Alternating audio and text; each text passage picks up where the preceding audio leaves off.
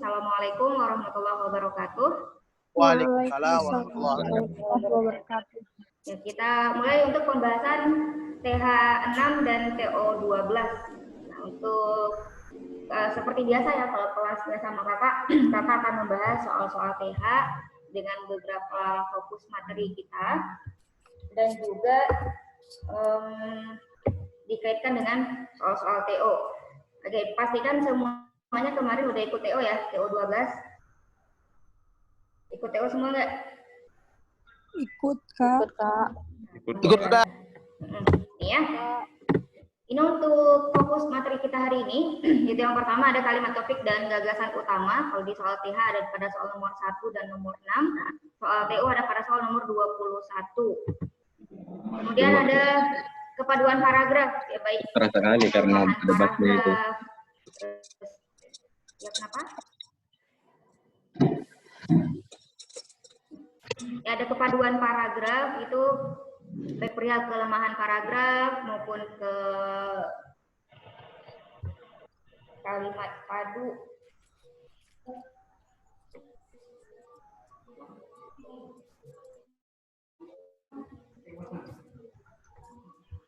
Baik, suara kakak terdengar jelas? Iya loh Kak. Nggak jelas.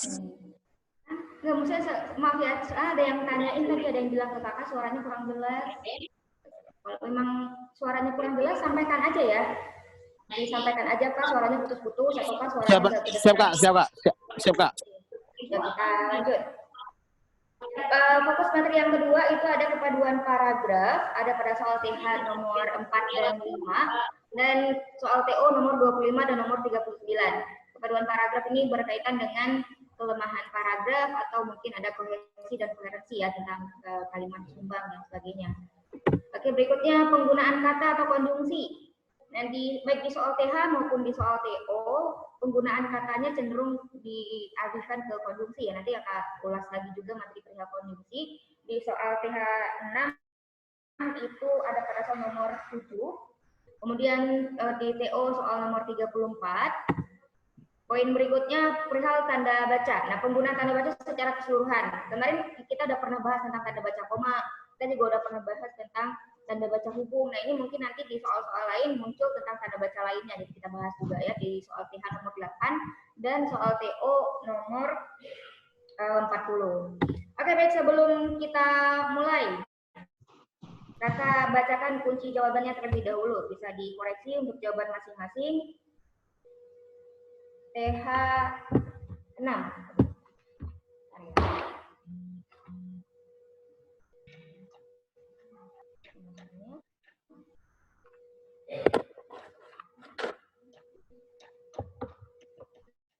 Baik, nomor 1 itu A, nomor 2 C, nomor 3 Kak, ulang Kak, maaf dari 1 Kak, maaf. 1A, 2C, 3C, 4 domba, 5 ayam, 6 cicak, 7 bebek, 8 entok, 9 ayam, 10 domba. Oke, baik, nanti kalau mungkin ada kekeliruan akan kakak jelaskan lagi sejalan dengan pembahasan soal ya. Oke, yuk kita mulai untuk soal nomor 1. Nomor 1 yang ditanyakan adalah kalimat topik. Ya, kalimat topik paragraf pertama. Dari sebegitu panjangnya teks ada 2 paragraf yang disajikan. Kita cuma diminta topik paragraf pertama aja. Jadi cukup fokus untuk paragraf pertama aja. Nggak usah lihat paragraf kedua. Ya. Nah, ini untuk paragraf pertamanya. Berbeda dengan literasi media biasa, literasi media daring termasuk media sosial membutuhkan keterampilan yang lebih tinggi. Ya. Terus lagi dijelaskan alasannya adalah di kalimat ketiga, di sisi lain pihak-pihak yang tak bertanggung jawab juga bisa menambah berita yang tidak benar, ya. terus lagi di kalimat keempat, kalimat 5 sampai kalimat ke-6. Ini kita pahami dulu yang dimaksud dengan kalimat topik itu apa. Nah, ya. Kalimat topik itu sama dengan kalimat utama. Kalimat yang berisi pernyataan umum, kalimat yang berisi sebuah pernyataan yang membutuhkan penjelasan, kemudian berisi pokok pikiran utama, terus lagi menjadi dasar untuk mengembangkan paragraf, itu yang disebut dengan kalimat topik atau kalimat utama. Nah, kalau misalnya kita mau menentukan kalimat utama, berarti cukup cari pernyataan umum. Yang pernyataan umum tersebut dijelaskan kembali pada kalimat penjelas. Nah, ini untuk kalimat utamanya. Kalimat utamanya ada pada kalimat 1. Literasi media daring membutuhkan keterampilan yang lebih tinggi. Ya, pernyataan ini ada. Jawabannya berbeda untuk nomor 1. Hampir aja saya jawab nomor 5, Kak. Why? Kenapa? Karena gimana bilanginnya? Tapi nggak apa-apa, saya jawab nomor 1. Yang nomor 5 ini kan bisa banyak pembelajaran literasi media daring bisa dilakukan dengan berbagai cara. Gimana suaranya terputus? Putus-putus? Karena kalimat nomor 5 ini, Kak, kan ada di penjelasnya di kalimat ke-6. Nah, kan sekarang kita lihat yang dominan ya, pernyataan umum yang dominan dibahas. Jadi kalau misalnya kita beranggapan kalimat 5 dijelaskan oleh kalimat 6, kalimat 1 lebih banyak pendukungnya. Iya juga sih. Kak, saya jawab 6 tadi. Antara 1 sama 6, tapi pilihnya 6. Satu adalah menambah kompetensi. Nah, kalimat ke-6, pembelajaran di kalimat pertama kan berbeda dengan literasi media biasa. Literasi media daring termasuk media sosial membutuhkan keterampilan yang lebih tinggi. Jadi disebutkan membutuhkan keterampilan yang lebih tinggi itu kenapa? Nah, alasannya ada pada kalimat kedua, kalimat 3 sampai kalimat ke-6. Nah, kalimat ke-6 pembelajaran salah satunya adalah menambah kompetensi. Salah satunya ini dia menjelaskan kalimat mana? Kan? Dari kata pilihan salah satunya aja ini dia udah terlihat ini adalah kalimat penjelas. Salah satunya adalah dia menjelaskan sesuatu, bukan pernyataan umum. Dia kalau kita mencari kalimat topik atau kalimat utama, dia berisi pernyataan umum yang dijelaskan, bukan menjelaskan. Karena kalau menjelaskan berarti dia fungsinya penjelas gitu. Oke, Kak. Ya, terus lagi untuk kalimat kelima, pembelajaran literasi media daring bisa dilakukan dengan berbagai cara. Salah satunya adalah, nah ini dia menjelaskan pembelajaran literasinya itu yang bisa dilakukan dengan berbagai cara, salah satunya. Tapi pembelajaran literasi yang ada pada kalimat ke-6 itu menjelaskan lagi kalimat ke-1, bahwa literasi itu membutuhkan keterampilan yang lebih tinggi. Pembelajaran literasi bisa dilakukan dengan berbagai cara. Dia menjelaskan lagi kalimat ke-4, kalimat ke-3. Nah, ini tetap ya. Kalau misalnya dari sebuah pernyataannya aja, kalimat 1 membutuhkan keterampilan yang lebih tinggi, dia membutuhkan penjelasan. Kenapa? Kenapa literasi media biasa membutuhkan keterampilan yang lebih tinggi? Gitu, ya. Gimana? Ada yang mau ditanyakan untuk nomor 1? Tidak, Kak. Aman, Kak? Ada yang mau bertanya? Nggak ada ya? Lanjut ya. Oke. Berkaitan dengan topik yang sama, fokus materi yang sama. Soal berikutnya ada pada nomor 6 untuk soal TH. Gagasan utama paragraf pertama adalah Assalamualaikum. Masih ingat materi tentang gagasan utama? Enggak, Kak. Gagasan utama itu apa? Intinya yang dia mewakili keseluruhan paragraf. Iya, benar. Sebenarnya intinya sama aja. Ya, sama aja bahwa dia terletak dalam kalimat utama. Ya, kalimat utamanya tadi sudah kita bahas di soal nomor 1. Soal nomor 1, kalimat utama itu cirinya dia bersifat umum. ya kan? Terus dijelaskan oleh kalimat-kalimat yang lain. Terus lagi, ya intinya itu berisi pernyataan umum yang kemudian dijelaskan oleh kalimat yang lain. Nah, kemudian lagi untuk menandai si kalimat utama itu biasa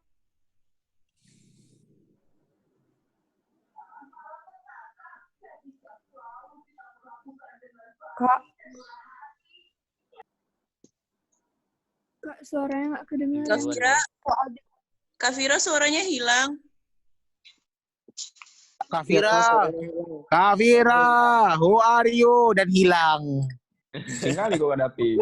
Kak Fira. Belum lah. Masih pagi ya, Davi. Siap, Kak. Siap. Halo, Cek. Kak, suaranya hilang.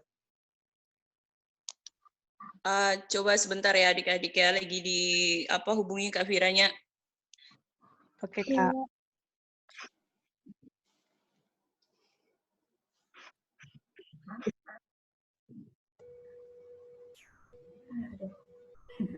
Kak Fira? terputus ya. Iya, terputus Kak Fira. Ya, nggak tahu koneksi Zoom-nya juga terputus tiba-tiba. Oh gitu. Iya Kak Fira, boleh diulang dari yang itu Kak, dari awal kali Kak. Maksudnya dari... Untuk yang nomor 6 ya? Iya, benar Kak.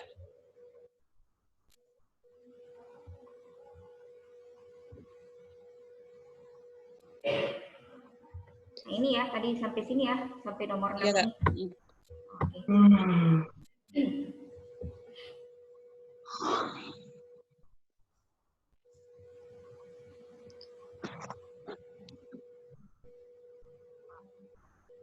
Sebentar ya adik-adik ya, sebentar, udah lama.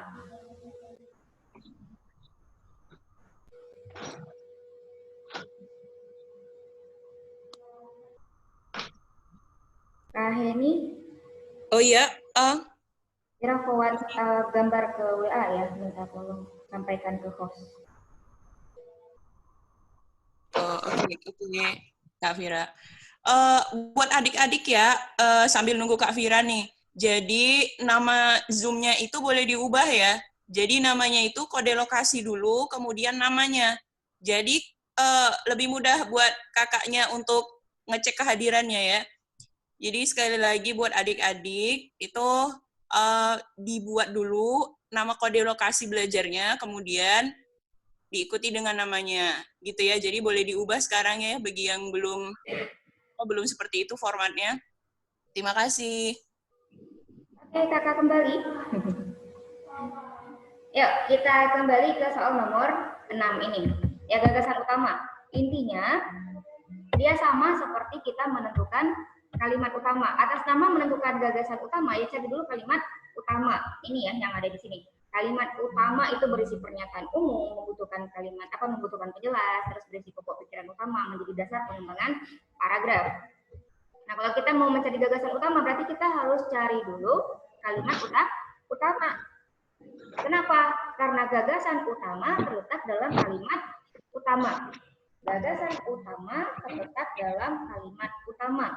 Kalau kita menentukan gagasan kalimat utamanya, sama juga gagasan utama. Yaitu menentukan kalimat utama sangat berpengaruh dalam penentuan gagasan utama. Nah, salah satu letak kalimat utama itu ada yang di bagian akhir, ya, yang namanya paragraf induktif. Oh, ini ya. Untuk paragraf induktif itu salah satu penalarannya ada yang kita sebut dengan kausalitas, ditandai dengan adanya konjungsi kausalitas, hubungannya sebab akibat. Nah, itu ada pada soal nomor 6 ini. Di teks ini ada penggunaan konjungsi kausalitas pada kalimat kelima. Hanya saja hati-hati dalam penentuannya, karena ada juga konjungsi kausalitas digunakan hanya untuk menyatakan sebab atau akibat terhadap satu kalimat sebelumnya. Jadi kita harus membuktikan dulu apakah benar kalimat utama teks ini ada pada kalimat kelima, ya. Oke, kita lihat di sini. Oleh karena itu, pariwisata Indonesia dengan beragam keindahan alam dan budaya harus didukung penuh oleh ketiga faktor di atas. Faktornya apa aja?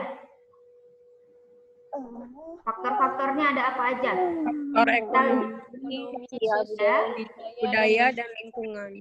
Iya, ada ternyata di kalimat kedua ya.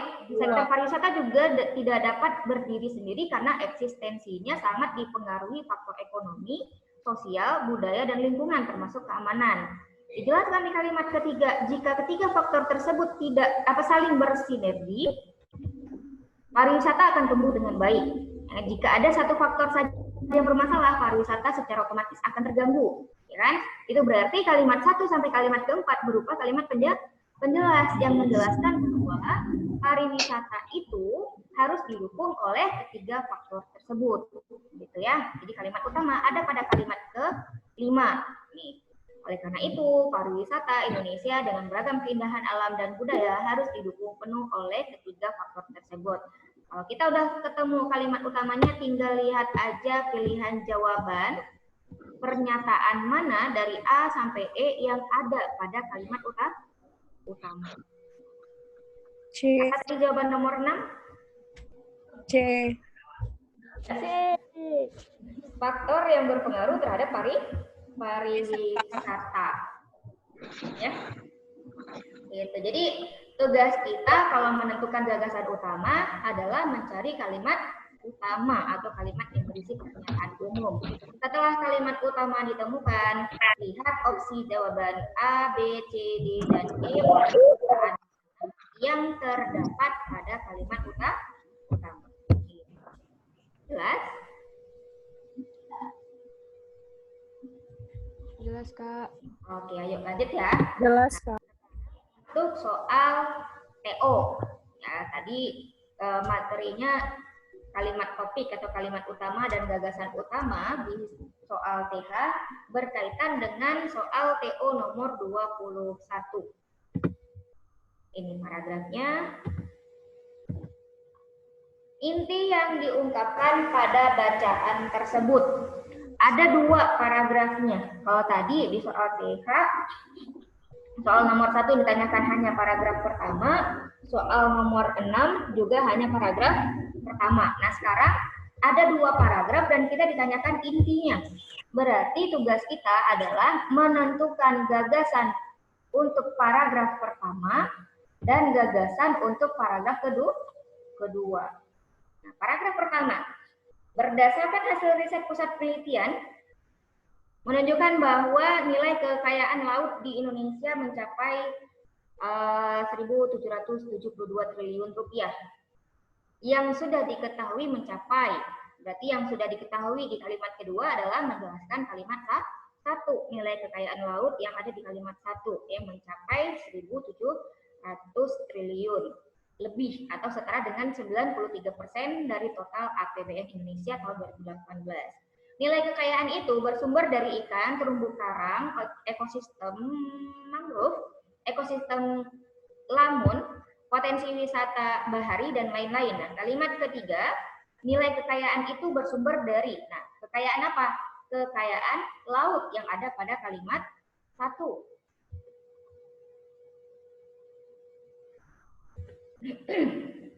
Nah, lanjut ya. Kemudian di kalimat keempat, potensi kekayaan di wilayah pesisir misalnya menyumbang kekayaan terbesar laut Indonesia yakni mencapai 560 triliun rupiah. Nah, paragraf pertama kalimat 2 sampai kalimat keempat menjelaskan kalimat 1. Untuk itu, gagasan utama paragraf ini adalah potensi kekayaan laut di Indonesia. Ya, potensinya yang dibahas di paragraf pertama. Nah, kemudian paragraf kedua. Dengan luas perairan yang mencapai 6,3 juta kilometer persegi, tentunya Indonesia mempunyai potensi kekayaan laut yang sangat besar sekali. Namun, potensi yang besar ini belum dimanfaatkan secara optimal. Salah satu upaya ke arah sana adalah, arah mana nih? Untuk mencapai,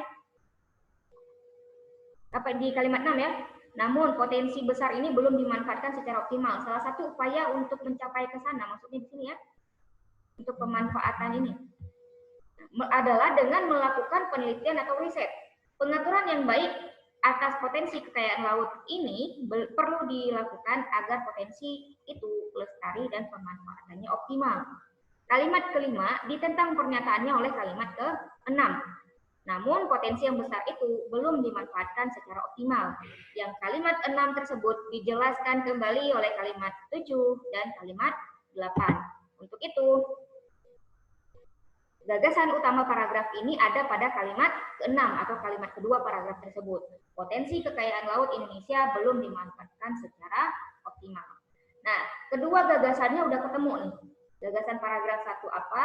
Gagasan paragraf kedua apa? Tinggal digabungin. Apa jawaban untuk soal TO nomor 21 ini?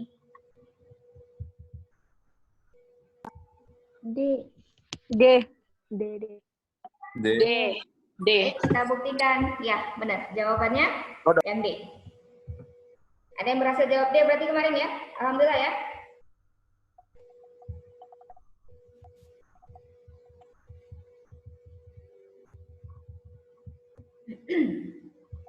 Ada yang bertanyakan untuk fokus materi pertama kita ini tentang kalimat utama atau kalimat topik dan gagasan utama?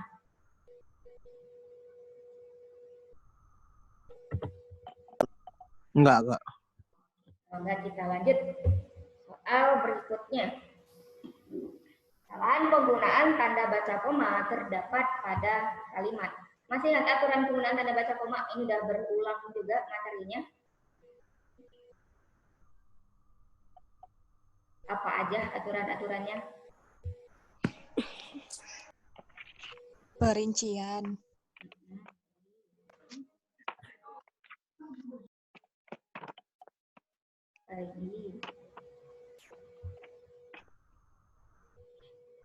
Aposisi. Iya, untuk mengapit keterangan aposisi. Lagi.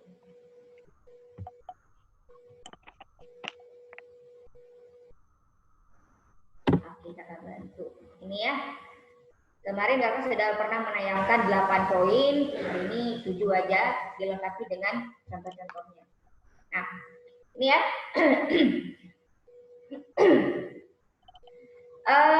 Kemarin untuk poin 1, 2, 3, dan 4, bukan yang ini ya, ini 4-nya udah kakak ganti. Poin 1, 2, 3, dan 4 itu perihal tanda baca koma dengan tanda hubung. Pokoknya ingat aja, tanda hubung itu hubungannya dengan tanda koma ada 3. Ya, untuk konjungsi, kok tanda hubung sih, kata hubung ya. Konjungsi atau kata hubung intra kalimat yang koordinatif, subordinatif, dan konjungsi yang antar kalimat. Ketiga konjungsi tersebut sangat erat hubungannya dengan tanda koma. Yang pertama, untuk konjungsi koordinatif. Sedangkan, tetapi, melainkan, maupun koordinatif yang lain termasuk dan atau serta, itu wajib koma sebelumnya. Untuk dan atau serta bersyarat hanya apabila perinciannya lebih dari 2 hal. Yang kedua, konjungsi subordinatif atau konjungsi bertingkat yang membentuk anak kalimat. Jika anak kalimat mendahului induk kalimat, pisahkan dengan tanda baca koma. Sebaliknya, jika induk kalimat mendahului anak kalimat, tidak boleh ada tanda koma sebelum konjungsi subordinatifnya.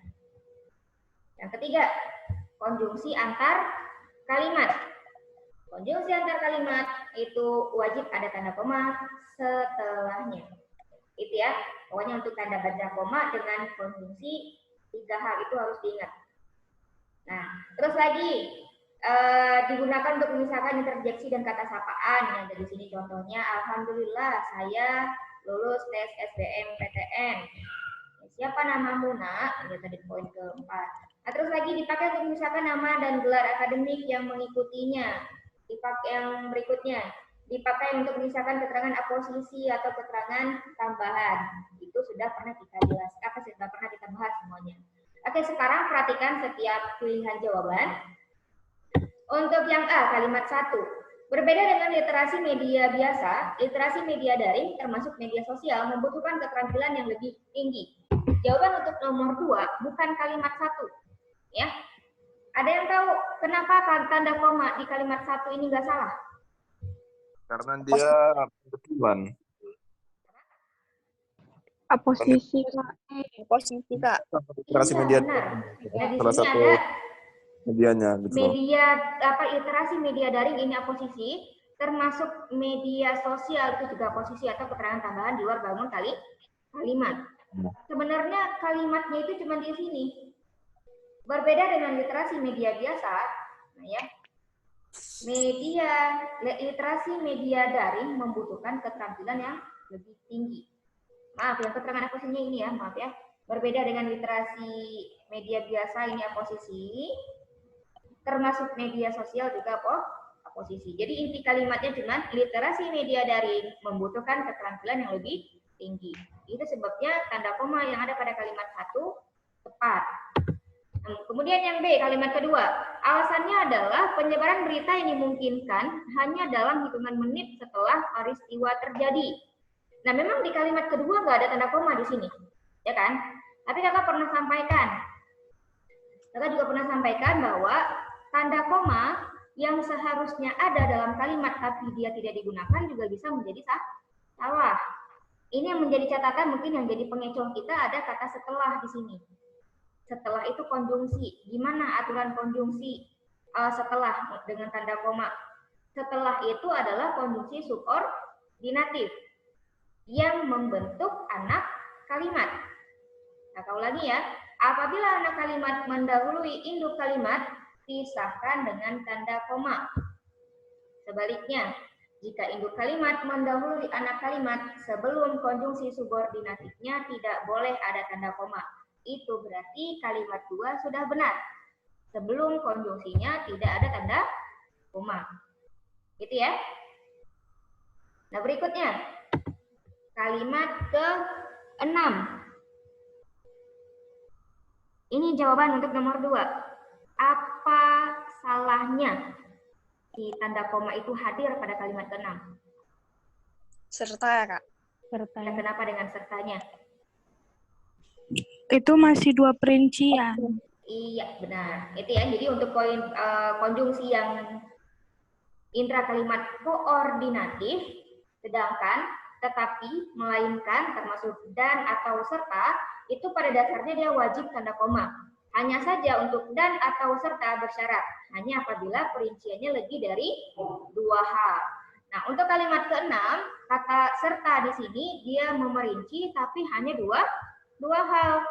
Membedakan fakta dan opini 1, mengenali teknik-teknik penulisannya 2. Jadi perinciannya cuma 2. Untuk itu tanda koma sebelum serta tidak tepat. Itu untuk kalimat ke-6. Nah, terus untuk kalimat ke-7 gimana? Seringkali berita menjadi hoax bukan karena konten atau informasinya, melainkan karena diksi yang dipilih redaktur. Seringkali di sini jadi apa? Kok berkoma? Ya, keterangan yang kalau misalnya nggak kita tambahkan tanda koma bisa mengakibatkan ambigu. Ya, ini untuk keterangan yang berada di awal kalimat. Catatannya, keterangan-keterangan yang berada di awal kalimat, tanda komanya memiliki 3 hukum. Hukum wajib, hukum sunnah, dan hukum makruh. Itu kalau kata kakak ya, bukan kata PUEB-nya. Untuk keterangan yang berada di awal kalimat yang wajib koma, itu adalah keterangan konjungsi antar kalimat. Keterangan yang berada di awal kalimat yang sunnah tanda baca komanya, itu adalah keterangan yang bisa menimbulkan ambigu atau menimbulkan tafsiran ganda, tafsiran yang berbeda antara yang diinginkan pembaca dengan si penulis. Yang ketiga, keterangan yang berada di awal kalimat yang makruh penggunaan tanda baca komanya itu adalah keterangan waktu. Keterangan kan dia letaknya bisa di mana aja, bisa di awal, bisa di tengah, bisa di akhir. Nah, ini kita bahas untuk yang berada di awal. Gitu, ya. Jadi seringkali ini masuk ke keterangan yang berada di awal kalimat yang jika tidak ada tanda baca komanya akan dikhawatirkan menghadirkan makna yang ambigu. Gitu. Nah, berikutnya tanda koma sebelum melainkan. Melainkan itu adalah konjungsi koordinatif. Konjungsi koordinatif atau konjungsi setara. Sedangkan tetapi melainkan. Makanya sebelum melainkan ada tanda Koma. Iya. Nah, berikutnya untuk yang kalimat 9.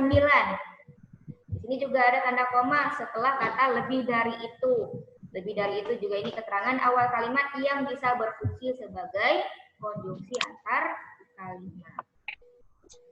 Jelas sampai di sini untuk nomor 2. Kak, tadi yang keterangan di awal kalimat untuk yang wajib itu apa, Kak? Konjungsi yang antar kalimat. Yang wajibnya. Ya, yang konjungsi antar kalimat itu kan dia berada di awal kalimat.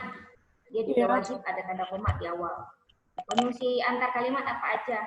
Ada oleh karena itu, dengan demikian, maka dari itu, selanjutnya, dan sebagainya.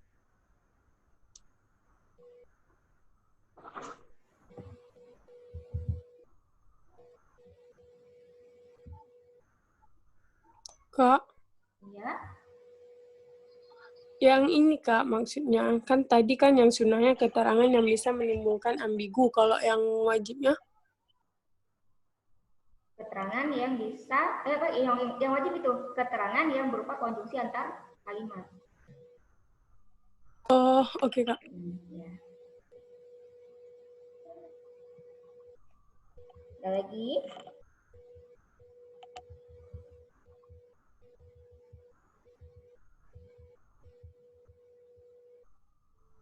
Ada lagi mau bertanya?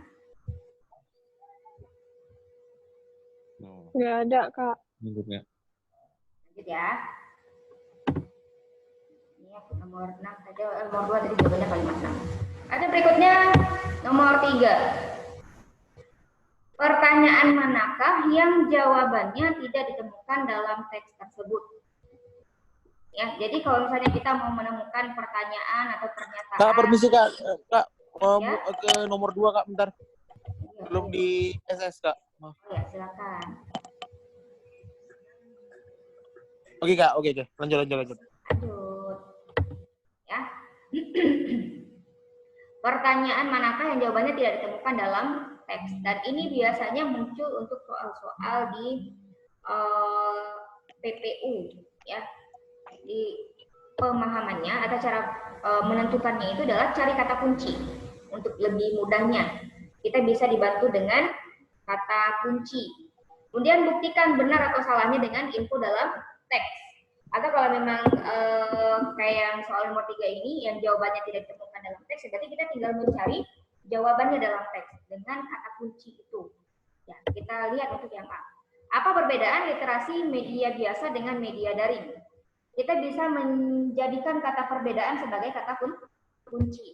Apa bedanya literasi media biasa dengan media daring? Dan itu ada pada kalimat 1. Berbeda. Dengan literasi media biasa, literasi media daring termasuk media sosial membutuhkan keterampilan yang lebih tinggi. Ada kata kuncinya di sini, berbeda. Bedanya apa? Ada ternyata jawabannya. Gitu. Jadi kata kuncinya berbeda, kebenarannya adalah yang kakak merahkan. Ya, untuk yang A. Kemudian yang B, bagaimanakah penyebaran berita melalui media daring? Ya, kata kuncinya bisa kita ambil penyebaran, dan itu ada pada kalimat keempat. Penyebarannya pun mudah dan cepat.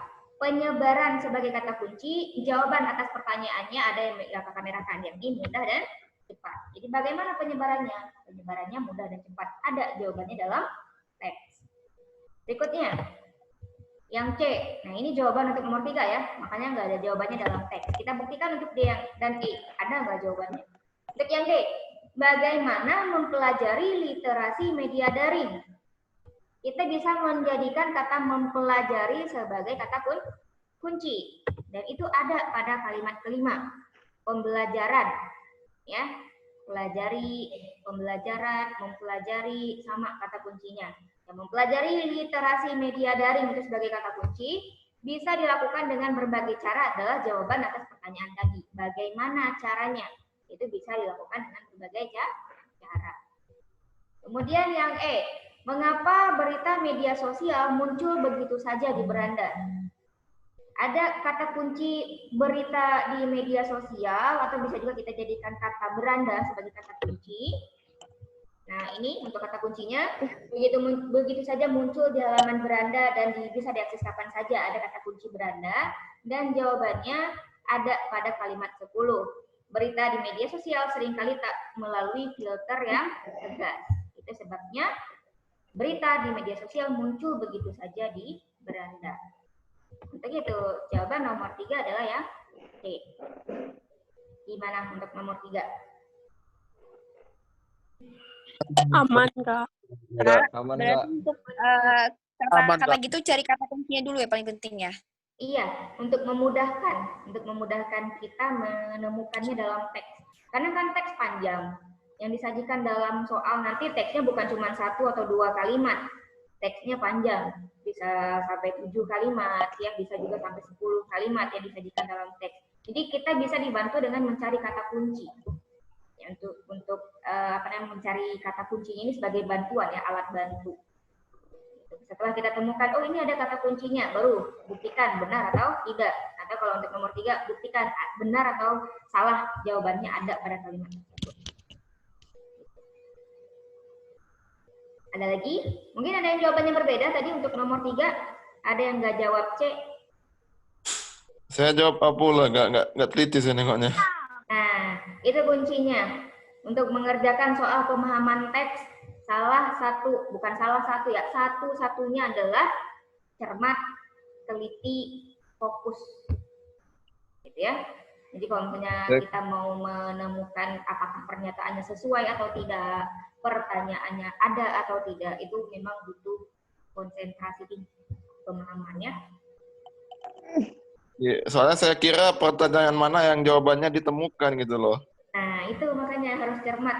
Ya, cermat baca soal, cermat baca opsi, cermat baca teks. Yang penting jangan salah pilih lah kayak saya tadi. Kenapa? Kenapa Kak Dapi pilih yang mana? Salah tekan pasti ini. Jawabannya tadi C. Berarti bukan salah jawab, salah klik ya. Tangannya Itu nakal dia masalahnya. Tangannya nakal. Masih 8,5 jam lagi padahal buka dah halu. Iya, udah halu gua. Sabar. Ya sabar. Maghribnya masih lama. Zuhurnya bentar lagi sih. Jadi jangan salah azan ya. Azan bentar lagi itu azan zuhur, bukan azan maghrib. Lanjut. Lanjut.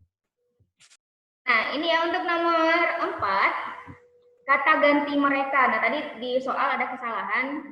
Tertulis di soal itu kalimat 10. Kalau kata merekanya adanya di kalimat 9 ya. Nah, ini yang lebih dari itu mereka harus dibimbing. Jadi untuk itu bunyi soalnya harusnya diganti menjadi kata ganti mereka pada kalimat 9. Nah, sekarang kita analisis teksnya. Kata mereka ada pada kalimat 9. Kata mereka itu adalah kata ganti. Materinya ada pada kohesi, yaitu kepaduan paragraf. Kohesi itu berarti dia kepaduan bentuk. Itu untuk menjadi penanda bahwa kalimat 9 dengan kalimat 8 itu ada bentuk yang mengaitkan. Ada informasi yang sama antara kalimat 8 dan kalimat 9. Nah, kenapa mereka yang diacu di kalimat 9 ini? Gitu kan? Kita pahami dulu kalimat 8-nya. Pembelajaran menulis di bangku sekolah diantaranya adalah menulis berbagai teks eksposisi dan eksplanasi. Ya, ada kata pembelajaran di kalimat 8. Yang pembelajaran itu sendiri diinfokan lagi atau dikaitkan lagi dengan di kalimat 9-nya, mereka harus dibimbing. Yang dibimbing pada proses pembelajaran adalah siswa. Iya, untuk itu nomor 4 jawabannya yang D. Ya, yang dibimbing pada proses pembelajaran adalah siswa. Gimana untuk nomor 4? Ada yang jawabannya berbeda? Aman nggak aman nih? Aman nih. Beda Kak, anak hilaf tadi Kak. Kenapa? Salah jawabnya nomor apa? Yang mana? A, B, C, D, E. Tiga. Lihat teksnya. Paduin sama kalimat 7. Oh gitu. Lagi yang lain? Selain jawab A, ada lagi yang jawab selain itu?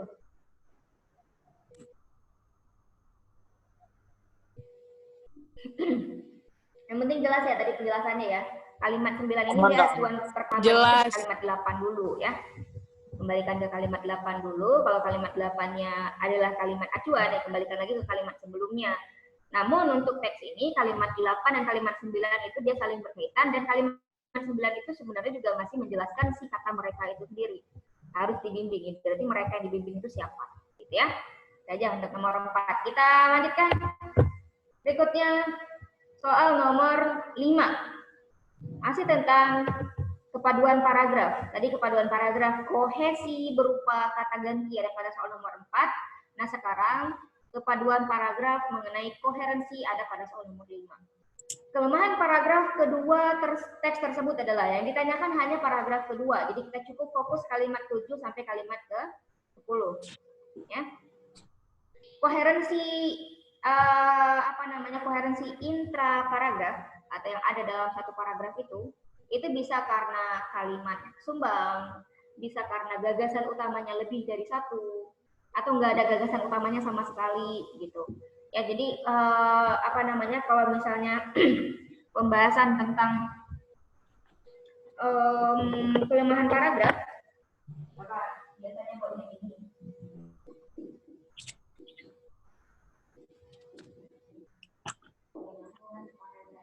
Kelihatan tulisan di papan tulis? Tulisan di papan tulis? Kelihatan nggak? Iya.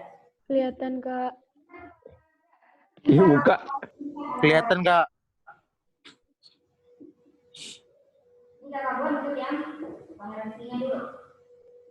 Bisa karena gagasan utamanya tidak ada. Yang namanya paragraf pasti dia butuh gagasan utama. Paragraf nggak ada gagasan utama berarti paragraf tersebut lemah. Yang kedua, gagasan utama lebih dari satu.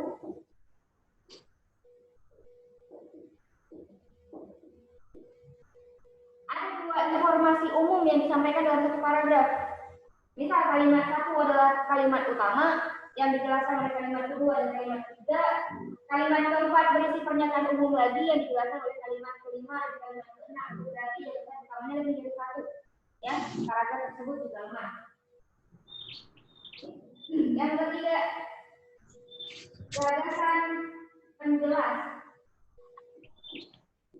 tidak mendukung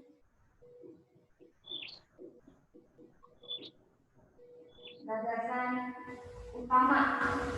Ya, gagasan penjelas tidak mendukung gagasan utama. Itu berarti gagasan penjelasnya menjelaskan satu hal, tapi nggak nyambung dengan pernyataan umum yang ada dalam teks tersebut. Ya, pernyataan umumnya ada, tapi gagasan penjelasnya tidak ada yang mendukung gagasan utama. Nah, berikutnya yang keempat, terdapat kalimat sumbang.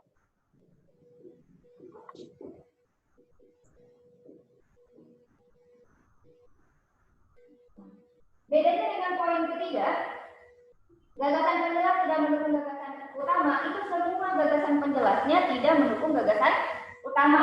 Sedangkan di poin keempat, hanya ada satu gagasan penjelas yang juga mendukung gagasan utama, atau yang disebut dengan kalimat sumbang. Itu untuk kelemahan paragraf. Kuncinya berarti ada pada si gagasan utama.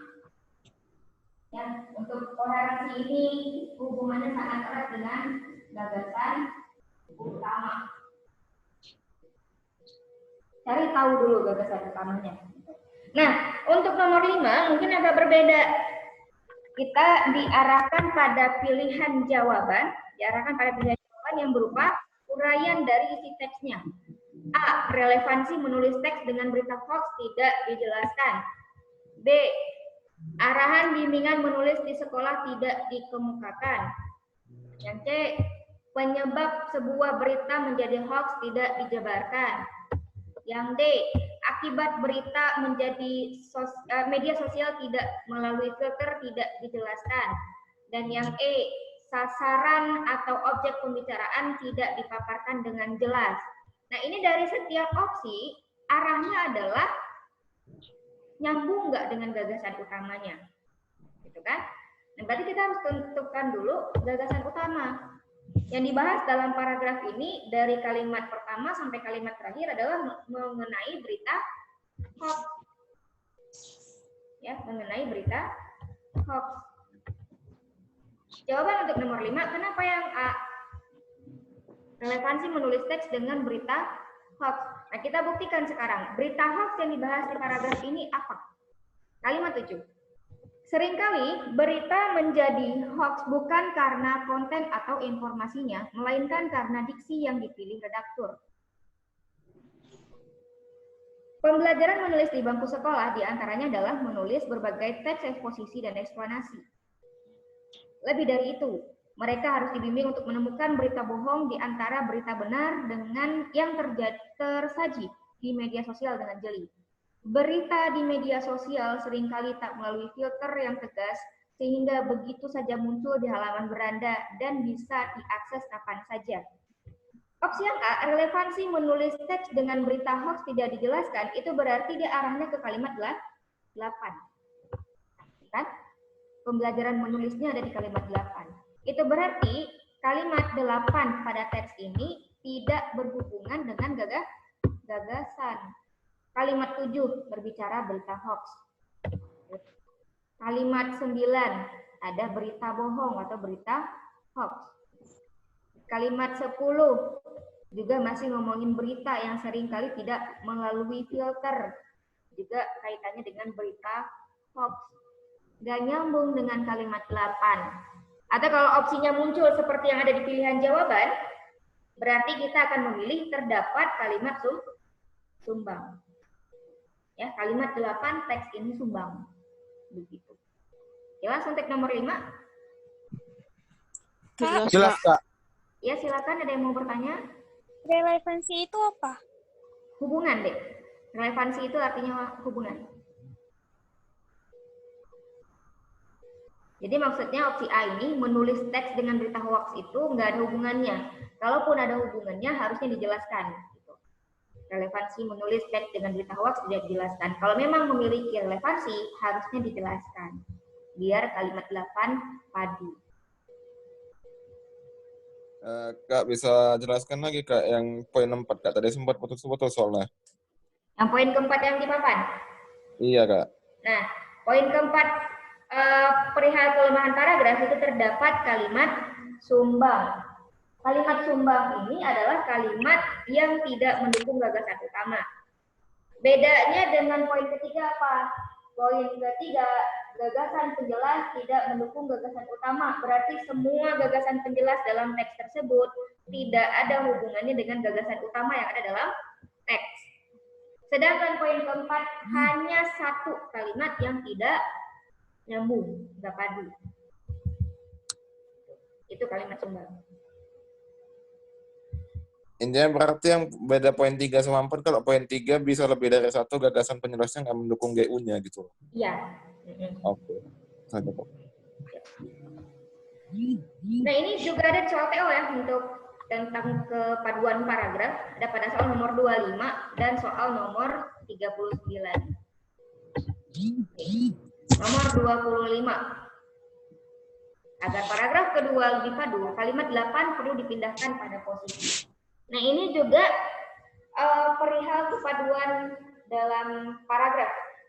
Kepaduan dalam paragraf itu kalimat satu dengan kalimat yang lain harus padu isinya, bukan bentuknya ya, isinya. Kalau koherensi kita ngomongin isi. Nah, kalimat 8 di sini sebenarnya isinya masih membahas hal yang sama seperti yang ada pada gagasan utamanya. Cuman salah letak. Letaknya yang tidak tepat. Coba kita cermati teksnya. Dengan luas perairan yang mencapai 6,3 juta kilometer persegi, tentunya Indonesia mempunyai potensi kekayaan laut yang sangat besar sekali. Namun, potensi yang besar ini belum dimanfaatkan secara optimal. Salah satu upayanya ke arah sana adalah dengan melakukan penelitian atau riset. Terus lagi, pengaturan yang baik atas potensi kekayaan laut ini perlu dilakukan agar potensi itu lestari dan pemanfaatannya optimal. Ini kalimat 8 masih sama, masih ngomongin si kekayaan laut yang ada di kalimat ke-5. Cuma dia salah letak. Maksudnya salah letak gimana? Nah, kita lihat pengaturan yang baik atas potensi kekayaan laut ini. Ini yang di kalimat 8, rujukannya kemana? Pada kalimat 6 ya? Iya, ini pada kalimat 8, rujukannya ke kalimat ke-6. Namun, potensi yang besar ini belum dimanfaatkan secara optimal. Ya, pengaturan yang baik atas potensi kekayaan laut ini perlu dilakukan agar potensi ini itu berarti harus dioptimalkan yang ada di kalimat ke-6 ya. Untuk itu nomor 25 jawabannya yang D setelah kalimat ke-6. Hurra! Benar ya? Alhamdulillah. Oke, soal TO berikutnya nomor 39. Pada bacaan di atas terdapat kalimat yang kurang mendukung pokok pembicaraan. Nah, ini kalimat sumbang yang ditanyain. Apa jawaban nomor 39?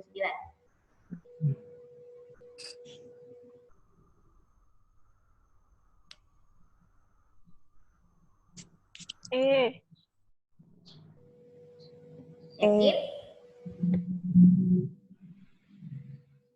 Apa gagasan untuk teks ini? Gagasannya apa? Biar kita tahu yang nggak mendukung gagasan yang mana. Iya, Kak.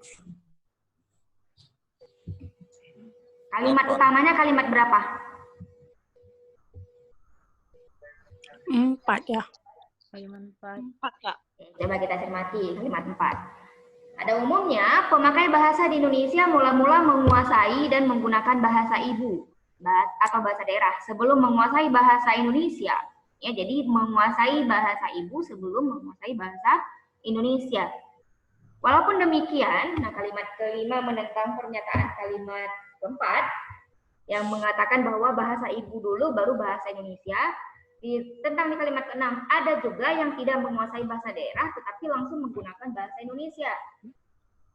Secara berturut-turut, pemakaian bahasa pertama-tama akan menguasai bahasa ibu, lalu berikutnya menguasai dan menggunakan bahasa nasional. Nah, penentunya di kalimat ke-6 ya. Kalimat ke-6 itu mendukung kalimat 4 atau kalimat ke-5. Mendukung kalimat keempat ya, kalimat pertama teks tersebut. Ya kan? Secara berturut-turut pemakai bahasa menggunakan bahasa ibu dulu baru bahasa nasional. Mendukung kalimat keempat, menggunakan bahasa ibu dulu sebelum menguasai bahasa Indonesia. Nah, terus kalimat ke-7, sementara itu terhadap bahasa asing, pemakai bahasa pertama kali akan menguasai bahasa nasional, lalu berikutnya kuasai bahasa asing, itu tahapannya. Setelah bahasa nasional baru bahasa asing. Intinya kalimat 4, 5, dan 6 sampai kalimat 7 masih ngomongin hal yang sama, yakni tahapan penggunaan atau penguasaan bahasa. Tahapannya ini loh, bahasa ibu dulu, terus bahasa nasional, terus baru bahasa asing. Gitu.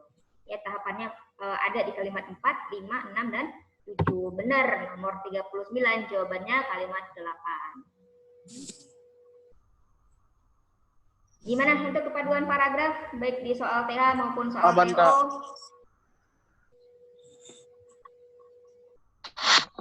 Jadi kalimat utamanya yang mana, Kak? Kalimat utamanya tetap kalimat 4.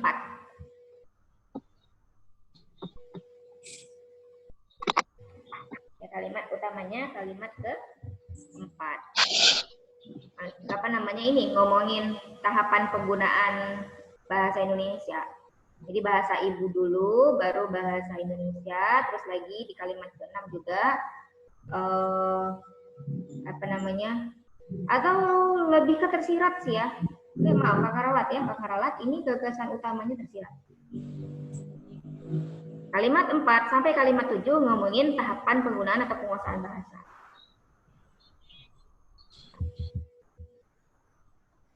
Lanjut. Lanjut, Kak. Lanjut. Lanjut. Lanjut, Kak. Oke, nomor 7. Diksi yang tidak tepat. Jawaban nomor 7 tadi apa? Masih ingat?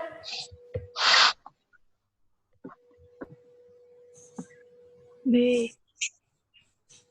Iya, kata apa yang digunakan secara tidak tepat pada kalimat kedua? Tetapi. Oke, ada yang jawabannya berbeda? D, Kak. C. Ada ternyata yang berbeda ya. Oke, langsung kakak jelaskan kenapa nomor 7 jawabannya yang B. Benar, tadi ada yang menjawab kata tetapi yang tidak tepat untuk kalimat kedua. Kok bisa, Kak? Nah, ini alasannya. Tetapi itu adalah konjungsi intra kalimat yang koordinatif atau konjungsi setara. Konjungsi setara itu seperti kata tetapi, sedangkan, melainkan, dan, atau, serta. Itu tidak bisa digunakan sebagai konjungsi antar kalimat. Beda halnya dengan lalu, lantas, kemudian, bahkan, padahal, itu dia bisa intrakoordinatif, bisa juga antar kalimat. Kalau bahkan itu bisa dua-duanya, intra kalimat bisa, antar kalimat juga bisa. Kenapa? Karena nggak ada yang maknanya sama. Ya, untuk yang intra dan antar. Tapi kalau tetapi, yang antar kalimat ada opsi lain selain tetapi. Apa? Namun. Bisa namun, bisa akan tetapi. Ya, jadi kayak sedangkan. Kenapa sedangkan nggak boleh kita gunakan sebagai antar kalimat? Karena di antar kalimat udah ada konjungsinya, ada sementara itu.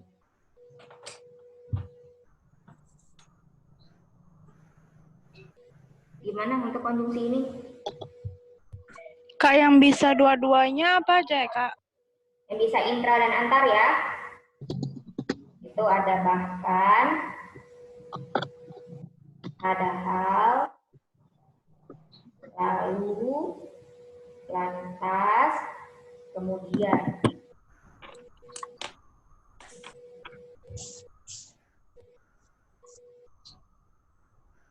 Kak, yang tadi coba catatkan di papan tulis aja, Kak, biar saya SS. Oke.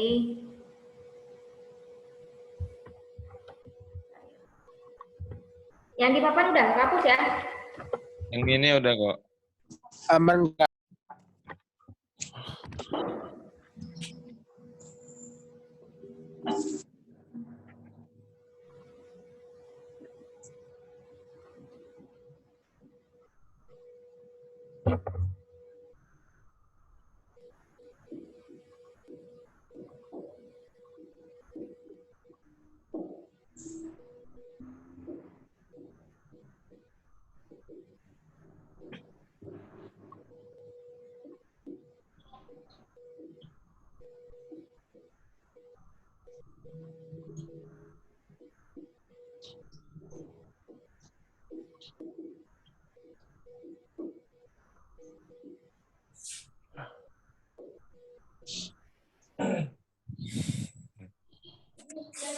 Dan garis atau ya berarti bisa koordinatif, bisa juga antar kalimat.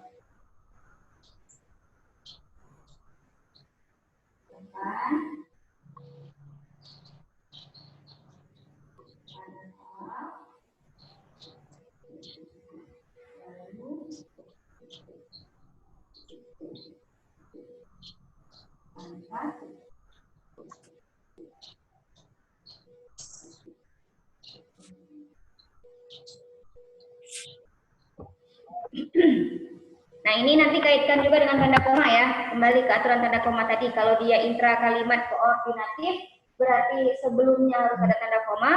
Kalau dia berfungsi sebagai antar kalimat, berarti setelahnya harus ada tanda koma.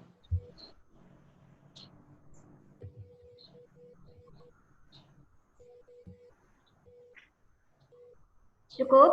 Lanjut kita. Yang bisa dua-duanya, Kak. Ya, ini bisa dua-duanya. Bisa koordinatif, bisa juga antar kalimat. Lanjut. Intra sama antar, sebelum sama sesudah kalimat harus ada koma. Ya, ini intra kalimat koordinatif yang ini kan dia bisa koordinatif, intra kalimat koordinatif. Berarti sebelumnya harus ada tanda koma, sebelum bahkan koma, sebelum padahal koma, sebelum lalu koma, sebelum lantas koma, sebelum kemudian juga koma. Nah, kalau dia berfungsi sebagai antar kalimat, berarti setelahnya bahkan koma, padahal koma, lalu koma, lantas koma, kemudian koma. Ikutin fungsinya aja. Itu nggak bisa, Kak. Kenapa? Tetapi itu nggak bisa. Ya, tetapi nggak boleh. Tetapi cuma intra kalimat koordinatif. Dia nggak boleh sebagai antar kalimat. Kemarin di TO sebelumnya, ya, TO KTH kemarin, ketika pembahasan TH5, itu juga muncul konjungsi dan di awal kalimat. Dan koma. Itu juga nggak boleh. Karena dan adalah konjungsi intra kalimat koordinatif. Tadi kita udah ketemu dua nih, kemarin ketemu dan, hari ini ketemu tetapi. Intinya dua-duanya nggak boleh digunakan sebagai antar kalimat seperti yang ada pada kalimat dua ini. Nggak boleh ada tetapi, koma itu nggak boleh. Ya. Nah ini bunyi soalnya diksi. Diksi bukan cuma untuk konjungsi, bisa untuk kata-kata lain. Ya pokoknya tentang penggunaan kata. Mau penggunaan katanya konjungsi mau penggunaan katanya preposisi, mau penggunaan katanya verba, nomina, adjektiva dan sebagainya. Pokoknya semua penggunaan kata harus sesuai dengan fungsinya masing-masing. Sesuaikan dengan konteksnya juga. Dulu ini kan pernah les di kita, Kak. Ya. Jadi kita mau tawarin program SBMPTN. Kak, itu maksudnya apa, Kak? Konjungsi koordinatif dan garing atau antar kalimat? Ya, bisa digunakan kedua-duanya maksudnya. Bisa untuk intra kalimat dan antar kalimat atau salah satunya. Dia kalau dan garis miring atau itu berarti bisa dan bisa atau. Atau itu SBMPTN. Nanti kalau misalkan mau bertemu, kita udah bisa mulai dari Mei sampai berjalan sampai Juli. Untuk biaya ini kita lagi ada di ribu dengan biaya cukup bayar 1.200.000. Kak, Ya. sebelum kata kecuali harus pakai koma nggak? Iya, sebelum kecuali juga wajib koma. Oke, Kak. Lagi. Ini intra, Kak. Belajarnya kita dari Kecuali itu dia preposisi. Bukan konjungsi. Kan jadi kita masih belajar yang lain yaitu setelah Idul Fitri, insya Allah kalau sudah kondusif kita bakal mulai lagi. Makanya Ibu. Ada lagi yang mau bertanya? Lanjut ya. Iya gimana? Lanjut, Kak. Lanjut, Kak. Untuk soal TO nomor 34, kalimat yang menggunakan konjungsi yang tidak tepat. Nah, untuk soal nomor 34 ada spesifik nih, kita ditanyakan langsung ke konjungsinya. Dan ke diksi aja kayak soal tadi. Nah, catatan untuk soal seperti ini, kalau kita ditanyakan tentang konjungsi yang tidak tepat. Tepat atau tidak tepatnya itu gimana? Gitu. Nah, itu bisa kita lihat dari fungsinya. Fungsi konjungsinya apakah intra kalimat atau antar kalimat kayak yang tadi ya, yang ini. Jadi konjungsi intra kalimat nggak boleh kita gunakan antar kalimat, konjungsi subordinatif atau konjungsi koordinatif dan makna-maknanya apa namanya konjungsi korelatifnya bukan melainkan tapi tidak tetapi gitu ya. Itu kita lihat dari fungsinya. Kemudian selain fungsi kita lihat juga ke makna konjungsinya. Ya, makna konjungsinya apakah dia menyatakan penambahan, menyatakan pertentangan, menyatakan penjelasan dan sebagainya. Jadi kita analisis makna si konjungsinya. Nah, yang unik di UTBK ataupun di SBM itu kita ditanyakan tentang konjungsi, tapi analisisnya itu kalimat efektif. Maksudnya kalimat yang terdiri atas satu klausa berarti nggak boleh penggunaan ada konjungsi. Kalimat yang lebih dari satu klausa, misal ada dua klausanya, berarti konjungsinya cuma boleh ada satu. Nah, itu udah pernah kita bahas juga kemarin ya. Jadi kalimatnya tunggal nggak boleh pakai konjungsi. Kalimat majemuk yang terdiri atas dua klausa hanya boleh ada satu konjungsi. Jadi kalau misalnya ada dua konjungsi sekaligus ya nggak efektif atau mungkin maknanya sama.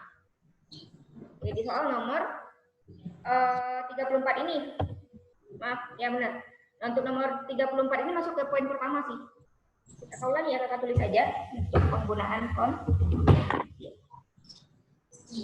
Udah ya, udah diasa semua ya, ini papan? Udah, Kak.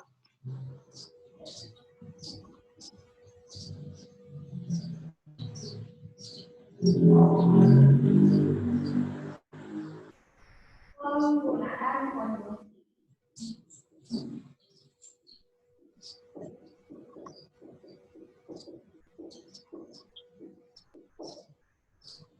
Penggunaan konjungsi. Lihat yang pertama fungsi ya kakak bilang ya. Apakah intra kalimat atau antar kalimat? Intra kalimat ada bagiannya lagi. Intra ada bagiannya lagi. Ini dari fungsi ya, nggak boleh tukar. Ini soal nomor 7 dan juga. Terus yang kedua dari segi makna ya, maknanya kalau misalnya kalimatnya itu menyatakan pertentangan ya, konjungsi kita gunakan juga konjungsi pertentangan. Kalimatnya itu menyatakan hubungan penegasan ya, konjungsi kita gunakan juga konjungsi penegasan. Terus yang ketiga kaitkan juga dengan efektifan kalimat.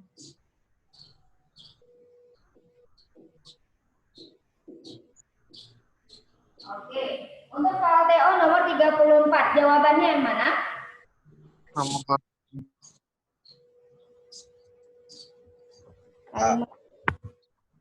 Yang melainkan bukan, Kak?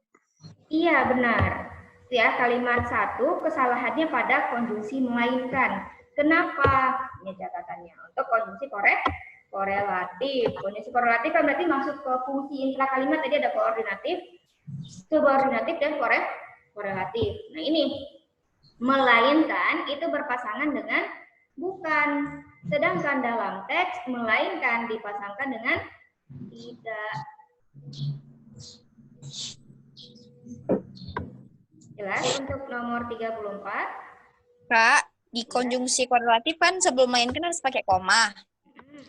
Kalau sebelum tetapi harus pakai koma juga di konjungsi korelatif. Iya. Karena dia sebenarnya konjungsi korelatif itu adalah konjungsi koordinatif juga. Kecuali si ini ya, maupun. Ini kan yang lain konjungsi koordinatif semua. Jadi sebelum melainkan koma, sebelum tetapi koma, lupa tanda komanya. Sebelum dan atau ya tergantung perinciannya. Kalau perinciannya lebih dari 2, pakai koma. Maupun sebelumnya nggak boleh pakai koma, ya. Iya, Kak. Hakikatnya melainkan tetapi dan atau adalah konjungsi koordinatif maupun itu konjungsi subordinatif. Ada lagi untuk nomor 34 ini? Kak. Ya. Yang nomor 5-nya tuh kayak mana? Ada walaupun demikian, habis itu ada tetapi itu. Nah, ini fungsinya beda. Kalimatnya adalah kalimat majemuk dengan satu konjungsi tetap. Walaupun demikian, fungsinya adalah konjungsi antar kalimat, tetapi adalah konjungsi intra kalimat. Jadi sebenarnya kalimatnya itu dari sini, dari ada. Ada juga yang tidak menguasai bahasa daerah, tetapi langsung menggunakan bahasa Indonesia. Walaupun demikian, di kalimat kelima, dia menentang pernyataan kalimat keempat. Bukan menentang pernyataan yang ada di kalimat kelima itu sendiri. Sedangkan tetapi, dia menentang klausa sebelumnya. Ada juga yang tidak menguasai bahasa daerah, tetapi langsung menggunakan bahasa Indonesia. Jadi fungsinya berbeda. Ya, kalimat kelima, walaupun demikian itu fungsinya antar kalimat yang menentang pernyataan kalimat keempat, tetapi pada kalimat tersebut fungsinya intrakalimat koordinatif yang menentang pernyataan pada klausa sebelumnya.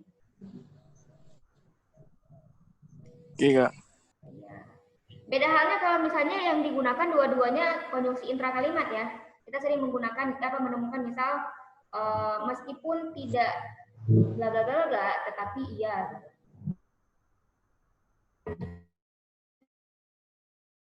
Ya kan ada meskipun, ada tetapi, itu sama-sama fungsinya intrakalimat. Si meskipun hari hujan menentang dia tetap datang, tetapi dia tetap datang menentang meskipun hari hujan. Jadi saling bertentangan kalimat. Makanya nggak boleh konjungsi yang seperti itu ya. Kalau kalimat 5 ini nggak masalah, sudah benar. Lanjut. Masih ada waktu kurang lebih 2 menit lagi.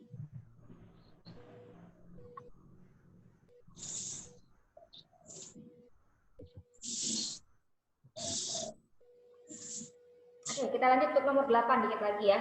Biar nanti pas kelas TO-nya, TH 9, nomor 9 dan nomor 10 dijelaskan sama kakak-kakak pengajar dari masing-masing daerah. Oke. Nomor 8, kesalahan penggunaan tanda baca terdapat pada kalimat. Tanda baca. Ini jadi fokus materi kita hari ini. Tanda baca ada banyak. Ada tanda baca titik, tanda baca koma, titik 2, tanda hubung, tanda pistah, tanda petik. Nah, ini tanda baca yang ada pada buku pedoman ejaan bahasa Indonesia. Selain dari ini saya masih ada kayak tanda garis miring, tanda apostrof, ini belum bakal masukkan ke sini ya. Pokoknya tanda baca banyak. Nah, sekarang kita lihat dari setiap pilihan jawaban. Kalimat 4 ada tanda koma, kalimat 7 ada tanda hubung, kalimat 8 ada tanda koma dan tanda hubung, kalimat 10 ada tanda kurung, tanda koma dan tanda kurung, kalimat 12 ada tanda koma, tanda titik 2 dan tanda kurung. Jawaban untuk nomor 8 adalah 12 ya, Kak? Iya, kalimat ke-12. Apanya yang salah? Tanda baca apa yang salah di kalimat 12? Titik 2. Iya, benar ya. Fungsi kesalahannya adalah tanda titik 2. Tanda titik 2 fungsinya ada pada catatan ini. Ya, dia digunakan pada akhir suatu pernyataan lengkap jika diikuti dengan rangkaian atau perincian, tanda pemerian. Terus sesudah kata atau ungkapan yang memerlukan pemerian. Terus lagi dalam teks drama, sesudah kata yang menunjukkan pelaku dan percakapan yang biasa dalam dialog. Terus lagi untuk poin keempat, digunakan di antara jilid dan halaman atau nomor buku dan halaman.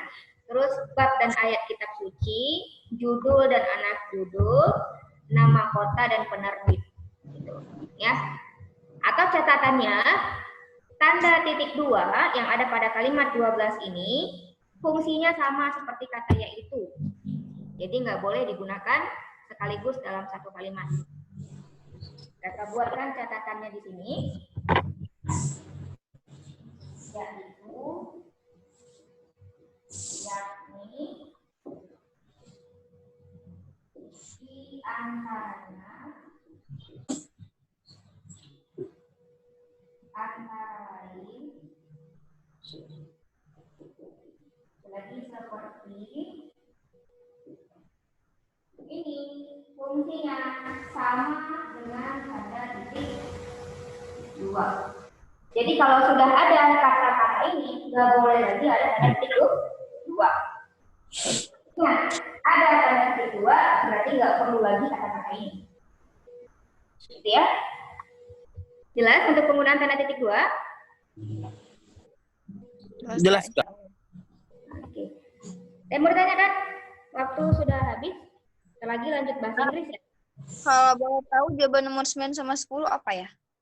9, 10 tadi juga kita udah sebutkan kunci di awal ya. Langsung Adek. Nomor 9 itu jawabannya yang A, 10 D. Nanti video pembahasannya juga akan kakak kirimkan di grup masing-masing, di grup masing-masing. Dan kalau ada yang masih kurang jelas nanti bisa dilanjutkan di kelas konsultasi dengan kakak-kakak pengajar dari daerah masing-masing ya.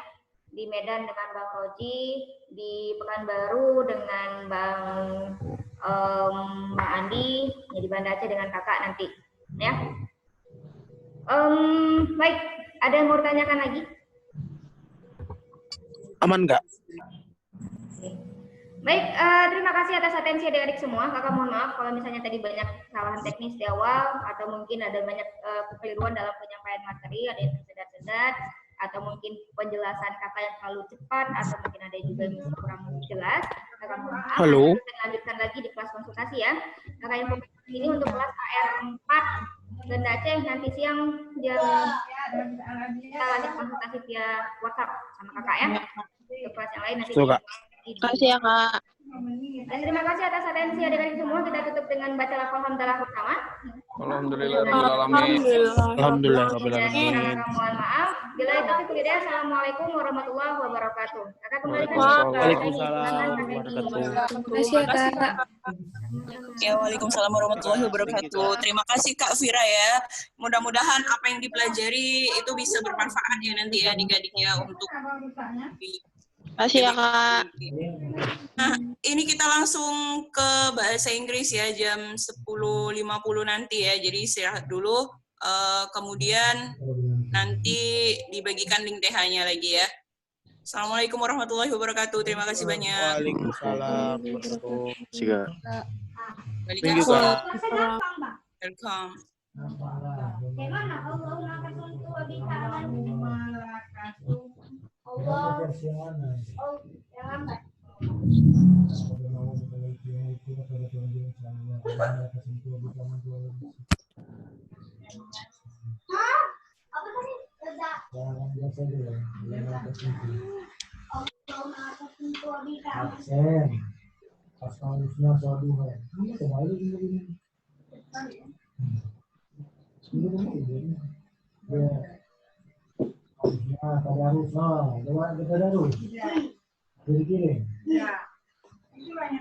Hafalannya puasa dan doa berupa puasa.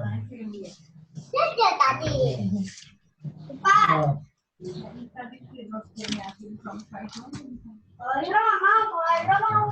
Bisa di print kan Bang?